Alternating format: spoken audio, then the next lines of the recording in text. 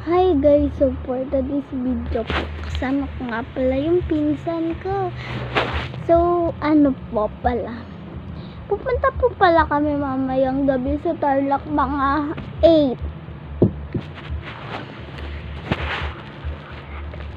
Magbablog rin po kami doon. Tapos eto nga pala po, dadalayin pa po pala namin mamaya sa Tarlac.